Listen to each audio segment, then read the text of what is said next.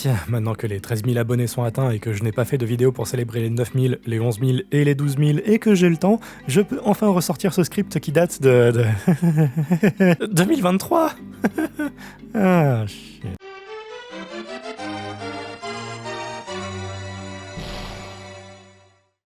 Les artistes vous le diront tout le temps, un bon design de personnage, c'est quelque chose de réfléchi, où chaque petit détail a nécessité un minimum de réflexion et rien n'a été laissé purement au hasard. C'est le travail au minimum de plusieurs heures d'expérimentation, voire parfois plusieurs années de petits ajustements ici et là, pour aboutir sur quelque chose qui, au pire, fera réagir un minimum celui qui regarde le personnage fini, ou au mieux va carrément le marquer durablement en sollicitant des réactions encore plus folles que même l'artiste aurait pu imaginer. Je ne vais pas non plus faire un discours en design de personnage, vu que beaucoup d'autres artistes font ça infiniment mieux que moi, et n'hésitez pas à regarder ou lire des témoignages d'artistes via des making-of de films ou de séries, c'est toujours très instructif. Mais pour résumer grossièrement la chose, un design de personnage, s'il est bien fait, peut raconter une histoire. Ses vêtements peuvent être le reflet de sa personnalité, ou bien même de sa culture. Tout comme, par exemple, certaines cicatrices pourraient raconter une expérience soit en combat, ou bien de sa maladresse ou de sa négligence. Et un design de personnage peut non seulement raconter plein de choses sur le dit personnage en un coup d'œil, mais aussi il peut en dire énormément sur la personne qui a dessiné le personnage. Ça peut montrer sa créativité, ses influences ou même sa culture. Bref, le design de personnage, c'est un sujet vaste, complexe et fascinant, et j'avais envie de poser ma petite pierre à l'édifice en décortiquant le processus derrière la création d'un personnage qui est devenu mon préféré, Desmond Almundi, et par là même qui a à son tour influencé le design actuel de Red. Oh, et ne vous inquiétez pas si je donne l'impression de divaguer un peu pendant un moment, je compte justement prouver qu'un design de personnage n'est pas qu'un simple amas de traits, mais tout un ensemble de circonstances qui motivera l'assemblage de cet amas de traits. Le contexte est essentiel à la compréhension d'un design et, dans le cas de Desmond et de Red, c'est une histoire qui tient sur plusieurs années. Pour le coup, la naissance de Desmond a eu lieu dans un zoo en 2014. J'avais profité du fait que l'entrée du zoo de Pessac était gratuite un jour pour y aller, parce que je voulais observer des animaux, et notamment des loutres, histoire de voir si ça me donnerait des idées pour étoffer un peu plus l'outre-monde. J'avais déjà eu l'idée du monde l'année d'avant, et quelques bases avaient été posées, mais à ce stade de l'écriture de l'histoire, et alors que Léo Davis n'était pas encore arrivé là-bas, les choses étaient encore pas mal malléables, et l'histoire était radicalement différente de ce qu'elle allait être dans sa version définitive. Et donc au zoo de Pessac, j'ai vu des loutres qui priaient le soleil, qui s'amusaient tranquillou, et puis plus loin j'ai vu un oslo. Un félin fascinant et charismatique qui... attends, mais j'y pense. Il y avait pas un personnage dans Metal Gear Solid qui s'appelait Revolver Oslo ? Ça serait rigolo qu'il y ait dans l'outre-monde un oslo avec un revolver. Et en fait c'est ainsi que Desmond est né. Oui, c'était une simple vanne basée sur Metal Gear. Son rôle dans la première version de l'histoire, c'était que Desmond servait d'intermédiaire entre un méchant Basil adulte et Victorio, le roi des Ryans, et ce serait lui qui donnerait à Basil le revolver qui lui permettrait de tuer son père Gregory. Desmond n'était qu'un personnage très secondaire et un homme de main, tout ce qu'il y a de plus banal. Je ne comptais rien faire de plus avec lui, et une fois le flingue refilé, il aurait plus servi à rien et il ne serait jamais réapparu. Et pour le coup, cette histoire a radicalement changé quelques semaines plus tard quand j'ai décidé sur un coup de tête de changer l'âge de Basil, littéralement 2 paragraphes avant son introduction. Ça a totalement transformé tout le propos des Chroniques de l'Outre-Monde, passant d'une simple histoire d'un jeune adulte avide de pouvoir à l'histoire d'un ado absolument adorable qui est un peu trop naïf et un peu paumé parce que il a perdu sa mère il y a 2 mois et il sait pas trop comment le vivre. Et le plus bizarre dans cette histoire, c'est qu'il ne m'a fallu que quelques secondes pour me faire à ce changement radical, et j'ai continué d'écrire comme si cette histoire avait toujours été prévue comme ça. Enfin, presque, puisque l'idée d'un oslo avec un revolver persistait quand même dans mon esprit, donc j'ai modifié et réécrit l'histoire autour de ce sous-fifre qu'était Desmond. Il commençait vraiment à gagner en importance et devenait un personnage à part entière dans cette histoire. Puis le hasard du calendrier a fait qu'en juin est sorti un jeu qui allait grandement changer ma vie. Pokémon Art Academy. Non, je ne déconne pas. Ce jeu m'a sérieusement fait considérer l'idée d'apprendre à dessiner parce que, avant sa sortie, mon niveau était catastrophique et je voulais apprendre à dessiner pour permettre aux gens de mieux visualiser les personnages de l'Outre-Monde. Autant dire que les leçons de dessin de ce jeu arrivaient à point nommé. Les mois passaient et en même temps que j'écrivais mon histoire, je commençais à gribouiller mes personnages. Et enfin arrive en 2015 le tour de Desmond Non, n'en faites pas gaffe au bras, j'étais encore débutant. J'avais repris des photos d'Oslo pour me focaliser principalement sur les marques sur son visage. Vous noterez qu'il avait déjà ses marques autour des yeux et quelques petits triangles au niveau des joues, en plus de taches sur le front. Mais parce que les Oslo ont beaucoup de taches partout et des sortes de contours autour de la gueule, j'avais aussi décidé de lui en mettre. Oh, et comme vous le constatez, il était chauve parce qu'à l'époque je voulais distinguer les habitants de l'outre-monde de ceux qui venaient d'autres mondes en fonction de s'ils avaient encore leurs cheveux ou non. Ce qui faisait que, effectivement, seuls Léo, Stan et Geralt auraient des cheveux. Ce plan est très rapidement tombé à l'eau parce que je voulais aussi que les personnages se distinguent via leur coiffure pour créer des designs plus uniques, mais la base de Desmond était au moins déjà là. Quelques mois plus tard, et alors que le personnage continue à évoluer, je lui ai donc rajouté des cheveux, et la sorte de contour au niveau de la bouche s'est mis à bouger ici et là. Puis les triangles sont revenus, parce que Desmond avait encore à ce stade une grosse part d'ombre, et je voyais ces sortes de triangles comme des sortes d'épines qui voulaient lui bouffer le visage.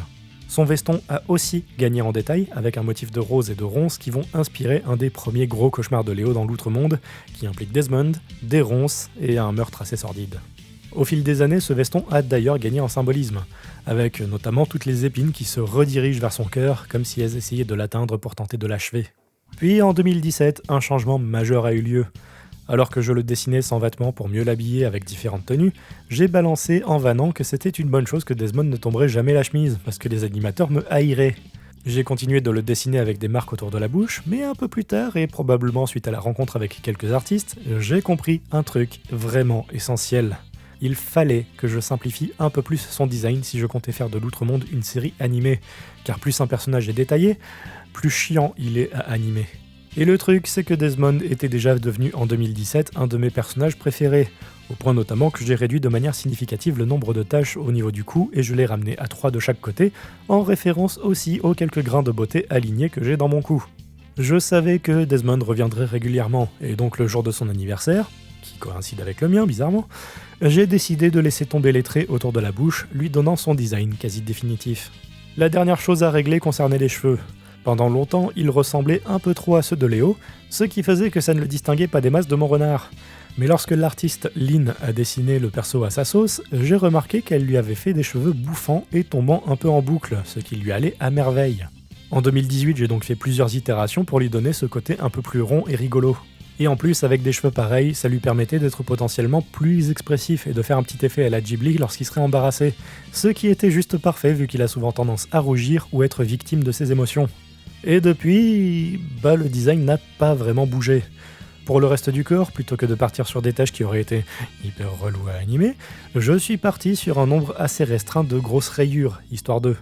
J'ai aussi ajouté une petite variation dans la couleur au niveau du bide, puisque ça évite au design d'être trop monotone, et j'ai caché un petit cœur tordu dans le dos parce que je trouvais rigolo l'idée de caser un symbole dont il ne serait au courant que si quelqu'un le lui disait.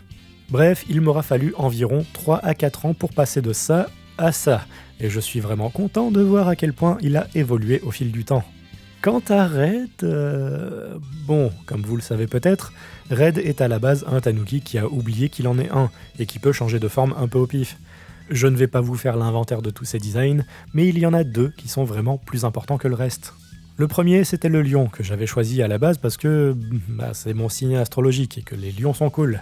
Ce raid-là était grosso modo une simple retranscription de moi en lion, et le seul vrai point de design rigolo à noter, ce sont les quelques badges sur sa veste qui étaient ce que je portais sur ma propre veste à ce moment-là. Le second design, c'est celui que vous connaissez tous, le lapin. Et pourquoi est-ce que j'ai choisi cette espèce ? Eh bien, en 2018, j'ai eu une idée vraiment débile. Et si je réécrivais toute la saison 1 des Chroniques de l'Outre-Monde du point de vue de Desmond, juste pour expliquer une seule scène à la fin de Eastern Tales ? C'est ce qui a fini par se passer, et ça a aussi fait que je me suis vraiment beaucoup trop attaché à Desmond. Plus l'écriture avançait, et plus le personnage se transformait en un miroir déformé de ma propre adolescence, de certains traumatismes, et de certains regrets qui me bouffent encore aujourd'hui. Bref, même si Desmond reste Desmond, il est aussi quand même un petit peu moi. Et pour le fun, et en 2019, pour Pâques, et pour une autre raison que je ne peux pas trop détailler, je me suis mis à dessiner Desmond dans Lapin. J'imagine que c'est en partie ce design qui m'a motivé début 2020 à retravailler le design de Red pour en faire un lapin. Mais parce que Desmond reste un personnage à part, j'ai décidé de faire quelques modifications pour que ça ne soit pas trop un simple copier-coller. On voit en jetant un coup d'œil rapide qu'il y a un lien entre les deux, via le choix de la palette de couleurs notamment, mais la version masculine de Red a quand même quelques détails qui le rendent très Red, notamment la moustache et la barbe.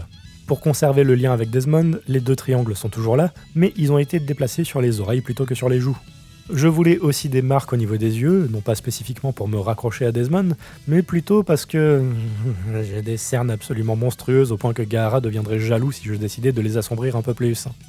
Ceci étant, j'ai quand même décidé de ne faire qu'une seule marque pour éviter de rendre le design trop symétrique et qu'on me dise que je sois un panda.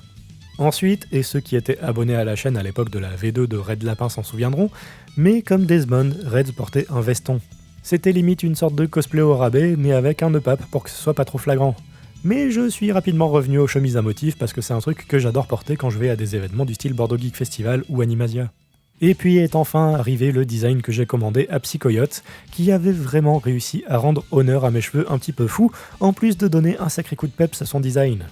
On est resté sur la simple chemise, mais cette fois-ci j'avais décidé de la simplifier un peu en la colorant uniquement en rouge parce que... si raide, hein. Les gens associent probablement ma chaîne à la couleur rouge, donc autant jouer avec l'idée. Enfin, quand est venu le moment où j'ai décidé de faire un modèle 3D pour Red, il fallait que je bosse un petit peu le corps dans l'éventualité où je l'aurais modélisé dans différentes tenues. J'avais de l'ambition pour ce projet avant de le mettre de côté par manque de temps et de ressources. Et aussi parce que le modèle 3D n'aurait vraiment marché qu'avec une forme de mocap, ce qui m'aurait demandé encore plus de ressources et d'investissement. Et en plus, les abonnés à la chaîne n'étaient pas trop enthousiastes devant ce changement assez radical, et du coup j'avais la flemme de persévérer sur cette voie. Bref, en faisant un côte à côte avec Desmond, vous remarquerez que j'ai vraiment poussé le vice des ressemblances entre les deux en mettant des marques à peu près aux mêmes endroits, notamment la tache à la base du cou. Il y a quelques variations parce que la queue de lapin de Red est plus courte et donc les quelques taches que je pourrais mettre dessus rejoindraient difficilement le reste du corps sans que ça ne soit terrible, donc je suis plutôt allé sur les 3 stries que l'on voit dans le dos. Enfin, vous aurez sûrement remarqué depuis 1 an ou 2 qu'il arrive parfois que je donne une forme plus féminine à Red. Ce choix est arrivé aux alentours du test de Bayonetta 3 quand je me suis dit que c'était quand même un petit peu bizarre de dessiner un Red masculin avec le costume de Bayo. En plus, et pour Halloween, j'avais décidé aussi de faire un Red sorcière, et donc passé cette période, je me suis dit que ce serait quand même plus intéressant de faire une vraie forme féminine à Red que je pourrais adapter pour les miniatures qui impliquent des personnages féminins. J'avais aussi décidé de revoir entièrement le design du Red masculin à ce moment-là, et je comptais unifier les tenues des 2 designs. Mais le plan est un peu tombé à l'eau parce que j'avais tout juste payé l'intro animée de la chaîne, et que je n'ai pas 1 millier d'euros nécessairement pour refaire totalement l'habillage de la chaîne. Et puis bon, quand j'ai vu aussi les réactions quand j'avais fait le modèle 3D, je préfère pas prendre trop de gros risques tant que je n'ai pas suffisamment d'argent de côté pour faire ce genre de pari. Bref, tout ça pour dire que faire un design de personnage, c'est pas forcément un truc simple et rapide, mais le résultat de nombreuses réflexions qui peuvent parfois tenir sur quelques années. Et j'espère aussi que ce décortiquage de comment j'ai bossé mon design vous donnera envie de créer vos propres personnages. Mon seul vrai conseil, c'est que si vous avez envie de le voir animé un jour ou l'autre, faire un design simple ou simplifiable sera la meilleure manière de ne pas finir avec un crayon planté dans le dos. Mais si vous ne comptez pas faire animer votre personnage, amusez-vous sur les détails. Et enfin, veillez juste à garder une feuille de référence de son design, aussi bien de face que de dos, pour ne rien oublier la prochaine fois que vous le dessinerez. C'est toujours pratique. Merci à vous d'avoir regardé cette vidéo jusqu'au bout, comme d'aller voir ça, c'est la partition. Merci notamment à Aria Asimov qui m'a pas mal aidé sur la relecture du script. Pour le coup, vu que l'on parlait de design de perso, je préférais m'assurer auprès de certains artistes que je ne racontais pas trop de conneries, et ces retours m'ont bien permis de pas mal resserrer certains passages. Rendez-vous donc très bientôt pour la suite du programme, d'ici là portez-vous bien, et bonne journée, ciao.